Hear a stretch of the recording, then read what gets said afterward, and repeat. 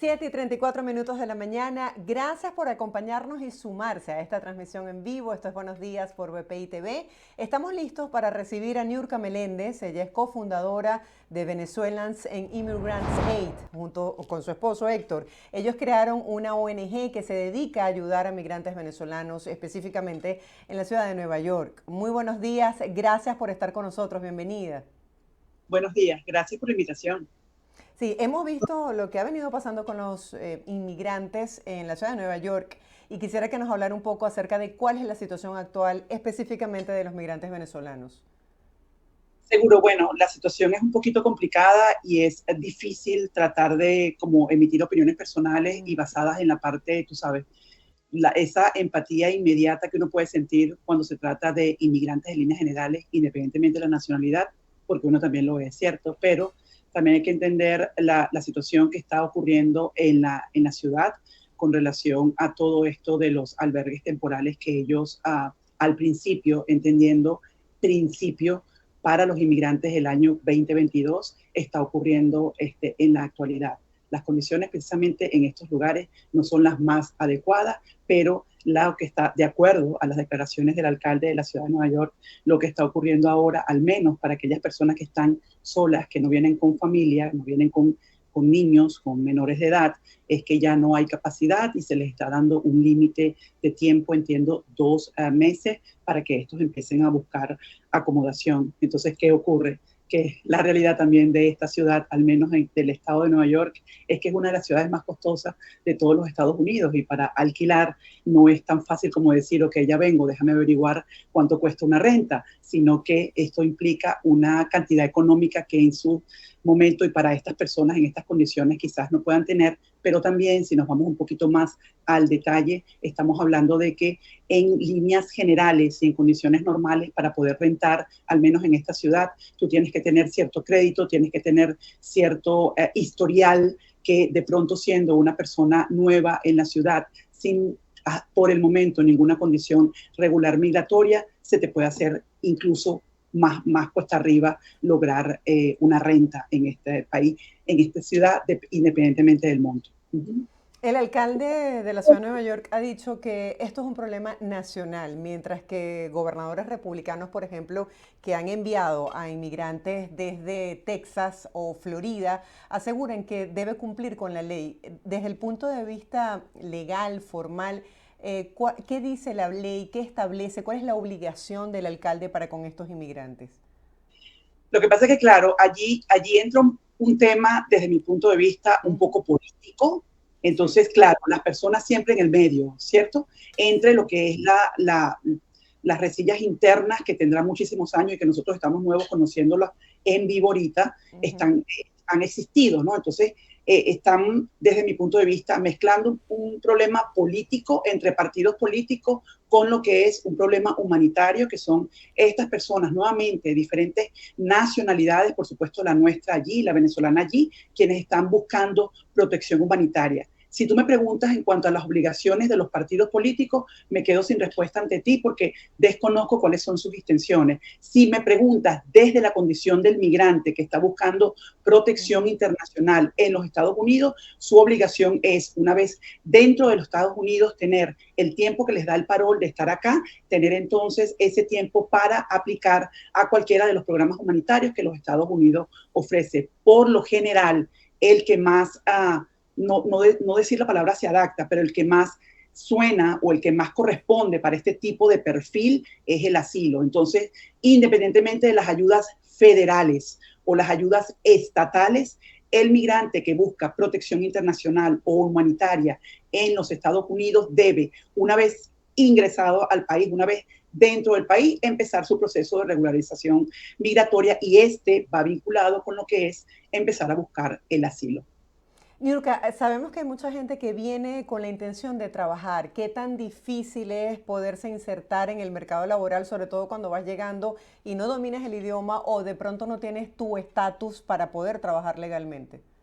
Wow, las respuestas están en la pregunta, exactamente. Se hace aún más cuesta arriba cuando no hay, sobre todo, por encima de la barrera del idioma, cuando no hay un estatus regular migratorio. Cuando no existe un estatus regular migratorio, obviamente buscar un empleo te puedes ver involucrado en tráfico de trabajo, te puedes ver involucrado en lo que hoy llaman esclavitud moderna, que es básicamente que trabajas muchísimas horas y en ocasiones, luego de haber trabajado una semana, simplemente no te pagan y la amenaza es porque no tienes un estatus regular migratorio. Por supuesto, a esto se suma lo que tú comentaste con relación al idioma y tener muy importante tener en cuenta que desde nuestro punto de vista ha sido utilizado como bandera para estos partidos políticos acá en los Estados Unidos, en donde se demanda el derecho al trabajo. Sin embargo, para los Estados Unidos y sus políticas migratorias, lo que existe, el aquí y el ahora, al menos para las personas que buscan protección internacional en la figura del asilo, es que para poder tener un permiso de trabajo, yo primero debo aplicar al asilo, luego esperar 150 días y pasado ese tiempo, poder aplicar de forma regular a un permiso temporal de empleo que va a durar el tiempo que dura mi espera por esa entrevista para demostrar mi persecución, bien sea pasada o futura. Claro, pero es complicado porque 150 días en esa espera y quisiera para que nuestra audiencia se pudiera poner en contexto. Cuando se habla de albergues temporales, ¿cuánto tiempo tienen derecho los inmigrantes a estar allí? Si me preguntas de mi experiencia en la ciudad de Nueva York, tengo 8 años que dejé mi país, 7 años desde que mi esposo y yo fundamos Vía. Te comento que para los migrantes, en líneas generales, para los migrantes sin estatus regular migratorio, no existía el derecho al albergue, no existía el derecho al shelter. El shelter empezó a abrirse para los migrantes, yo diría desde el momento que empezó a ocurrir todo esto de migrantes llegando a la ciudad de Nueva York, a los Estados Unidos, pero más específicamente a la ciudad de Nueva York, principios del año pasado. Pero anteriormente, que una persona extranjera sin estatus regular migratorio pudiera tener acceso tan siquiera a la evaluación para poder tener acceso al shelter, eso no existía. Yo pudiera ser extranjera, pero tenía que ser al menos residente permanente o lo que dicen aquí las políticas migratorias, green card holder. Entonces, nuevamente, esto de tener acceso a los shelters no era una obligación de la ciudad lo tenía para sus ciudadanos, bien sean naturalizados o nacidos acá, o para los extranjeros que fueran residentes permanentes. ¿Se entiende lo que tú comentas? Claro que sí, o sea, es como que, bueno, no puedo trabajar, no puedo costearme la acomodación, pero entonces, ¿cómo hago? Entonces, son las políticas migratorias, algo que nosotros no inventamos, es algo que está allí, es algo que existe, es la realidad, y nuestro deber es comentar acerca de la realidad en lugar de, bueno, lo que se desea cambiar, lo que se pretende reformar es esto, ok, esa es la pretensión, ese es el deseo, es lo que todos deseamos que pueda ocurrir, pero la realidad y lo inmediato es lo que yo te comenté con relación a cómo son las políticas migratorias y cómo en específico es el proceso de asilo en este país. Niurka, tú estás allá en la ciudad de Nueva York, tienes contacto con los migrantes, se han visto videos virales en redes sociales donde se muestra el comportamiento inadecuado de algunos migrantes exigiendo, peleando. ¿Eso es una realidad o es una minoría? No, es una realidad. Nosotros todas las semanas desde el año pasado, bueno, si conoces la historia de Vía, estamos desde el año 2016 basado en nuestra propia experiencia como buscadores de asilo, ayudando a los migrantes forzados que buscan nuevamente asilo acá en los Estados Unidos.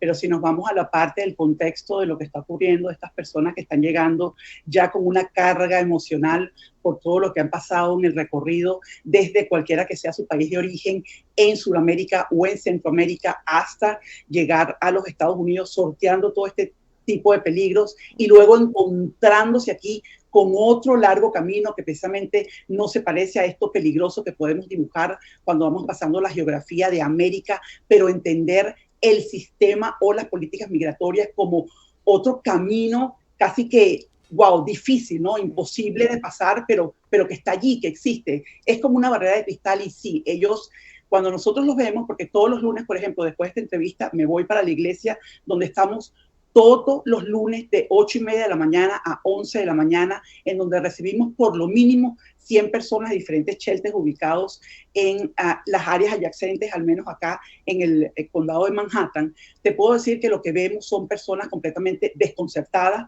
personas que tenían de pronto un mundo dibujado muy sencillo, en donde ese mundo empezaba y terminaba desde el momento que te dejan ingresar a la frontera sur o desde la frontera sur de los Estados Unidos, dentro de los Estados Unidos, y te encuentras con que no, allí es el comienzo de un proceso que al principio puede sonar imposible, difícil, burocrático, frustrante, porque te das cuenta, wow, no es lo que me dijeron. Y nuevamente, más allá de la carga emocional de todo este camino que todos muy bien conocemos porque ha sido bien difundido por los medios de comunicación, también está el engaño, la desinformación, que tú te encuentras creyéndote algo y cuando llegas aquí te das cuenta que ni siquiera un abogado gratuito te los pueden proveer porque no son las políticas del país. Entonces, wow, te podrás imaginar, son muchos los choques y sí, son muchas las expectativas y muchas las demandas, precisamente por esa desinformación en la que ellos se encuentran. Y nada, luego aquí, la pared de cristal que se llama realidad, el choque es grande, sí. ¿Qué ha sido lo más difícil de esas personas que llegan aquí con otra cosa en la cabeza y se consiguen con esa realidad? Lo más difícil es entender que tienes que empezar un proceso migratorio llamado el asilo y, por supuesto, es el idioma, es el abogado, es qué son todos estos papeles. Este papel, estoy poniendo un ejemplo de muchos de los más repetidos, ¿qué es este papel? Pero este papel no es el asilo. No, resulta que este papel es tu presentación ante ICE, que es la Policía de Inmigración, o de pronto resulta que este otro papel no es tu presentación ante la Policía de Inmigración, sino que es tu corte, tienes tu audiencia ante la Corte de Inmigración. Entonces, asimilar, visualiza por un momento, asimilar todo de golpe, de sopetón, pues como decimos en Venezuela, obviamente eso es muy difícil para ellos. Y bueno, yo pienso que dentro de las labores que tenemos aquellas personas que por naturaleza, de forma empírica, estamos en la defensa de los derechos humanos, me pongo en la posición de ellos y diría, es mi derecho humano tener la información completa, veraz, de lo que me corresponde hacer para tener, como quien dice, la conciencia y nada, volver los pies sobre la tierra cuando sea el momento. Tengo un año para poder aplicar a esto, por supuesto, mientras más temprano mejor, pero es tener toda la información veraz, más que intenciones o intenciones preñadas, no, tener toda la información veraz de lo que es el aquí y el ahora para un migrante en este momento en los Estados Unidos que desee buscar protección humanitaria para de esta manera, mira, como quien dice, bueno, cuando esté preparada, vuelvo en mí y nada, me toca. Son no sé cuántos procesos. Bueno, empezar uno a uno a informarme y andar hacia adelante sobre lo que me corresponde hacer, siempre y cuando esté bien clara que lo que quiero hacer es estar de forma regular en el país que he decidido sea mi país de acogida en este proceso humanitario que es el asilo. Niurka, ¿tienen estadísticas sobre cuántos venezolanos hay, por ejemplo, en Nueva York? ¿Cuántos desean regresar? Y esas personas que dicen, esto no era lo que yo quería, me quiero devolver, ¿qué opciones tienen? Sí, o sea, decirte un número y con un número con exactitud sería irresponsable de mi parte. He visto por parte de las autoridades de la ciudad, de la alcaldía, que ellos hablan de aproximadamente entre 30.000, 40.000 migrantes desde el año pasado que han estado llegando a la ciudad de Nueva York. Si te hablamos desde el punto de vista de nuestra organización, son aproximadamente 7.000 migrantes que hemos atendido desde que comenzó el año hasta la fecha, en donde no hemos estado solos, hemos estado en conjunto con otras organizaciones neoyorquinas que nos han apoyado en este proceso, y te pudiera decir en una media muy por sentido común de lo que atendemos, como te digo, todas las semanas, fijo en una iglesia, que ya voy a ratico después de esta entrevista, te puedo decir que sí, como de 10 personas, por ponerte una media redonda, de 10 personas que nos preguntan, 5 dicen, ¿cómo hago para devolverme? Y aquí entra otro punto interesante, sobre todo en nuestra nacionalidad. ¿Cómo haces para devolverte si no hay relaciones diplomáticas entre Venezuela y los Estados Unidos, al menos oficialmente declaradas, que no se han restablecido, cuando nuestra nacionalidad no tiene un consulado, ni servicios básicos consulares, ni siquiera una embajada? ¿Cómo me devuelvo que no sea de la misma forma como llegué? Sabiendo ellos, que ya lo han vivido, el riesgo que esto implica. Entonces, sabes, te encuentras atrapado. te encuentras entrampado en algo que definitivamente por la desinformación, porque de repente confiaste en una persona que no vistes como un traficante, sino que vistes como alguien que te quería ayudar y luego una vez aquí te das cuenta, wow, es todo esto. Obviamente sí, hay mucha gente que nos ha manifestado su deseo de regresar cuando le comentamos, miran, si no tienes pasaporte, no hay forma de que te montes en un avión, no somos nosotros, son las políticas de las líneas aéreas, no existe un consulado para los venezolanos en los Estados Unidos, o sea que no hay forma de que puedas renovarlo, la única forma es que salgas de la misma forma como entraste, y ya tú sabes, te podrías imaginar la cara que colocan. Y ya luego, por supuesto, el detalle del abogado choca mucho con la imposibilidad de empleo, o de repente sí consiguen empleo, pero estos son empleos de supervivencia y ya eso te lo dice todo. Un empleo de supervivencia puede ser, no sé, 17, 18 horas al día, $5 la hora quizás, si tienes suerte. Dios. Entonces, ¿cuándo puedes tú reunir un dinero en una ciudad como esta? ¿Sabes? O sea, para pagar una habitación en Nueva York. Exactamente, es una cadena y es una cadena que no inventamos, es una cadena que no nació con esta administración o con la administración pasada, es un sistema y es un sistema que existe, pero nuevamente no vamos a juzgar ni a decir qué fue lo que pasó por la cabeza de estas personas, pero sí es llegar y encontrarte con la realidad y decir, pero es que yo no sabía que esto era así. Ese es el cuando se habla de los albergues, pues uno puede tener una idea e imaginarse, pero ¿cuál es la realidad que se vive dentro de un albergue? ¿Y qué ha pasado con las personas que no han podido ingresar a los albergues y se dice que están durmiendo a la intemperie en las calles?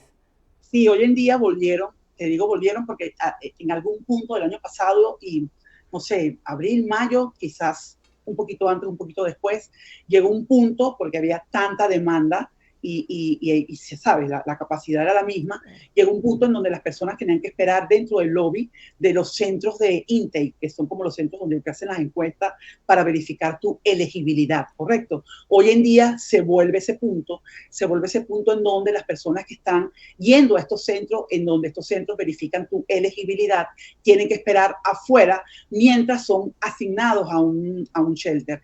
El mundo de los shelters, si te soy sincera y te lo decimos desde el punto de vista de una de las organizaciones, yo no diría que son muchas, son una de las organizaciones que han podido ingresar a los centros, como es nuestra organización. Es un mundo muy cerrado, muy pocas personas, y pueden verificar desde el campo. Correcto. Entonces, mira, las condiciones no son las más óptimas, lo sabemos por las mismas que nos pintan. De pronto la comida no es lo más óptimo, de pronto el espacio con otras personas que tú no conoces, tampoco es lo más óptimo. Entonces, nuevamente, es algo que está allí, es algo que manejan las autoridades oficiales de la ciudad, es algo en donde nadie puede intervenir, en donde sería irresponsable que yo te dijera, no, Vía puede hacer a bocas y ver, no, nosotros no podemos meternos en las políticas de esto, sino como te digo, es un mundo cerrado y es un mundo en donde lo más común que hemos escuchado es que no son precisamente las condiciones más idóneas. A veces te encuentras con vecinos dentro de esos que eran así como que... Niurka, gracias por acompañarnos, por tu tiempo. Seguiremos dándole justamente el seguimiento a esta situación de los migrantes venezolanos y gracias por acompañarnos para compartir lo que es esta realidad de los connacionales en Nueva York. Buen día para ti. Igual para ustedes.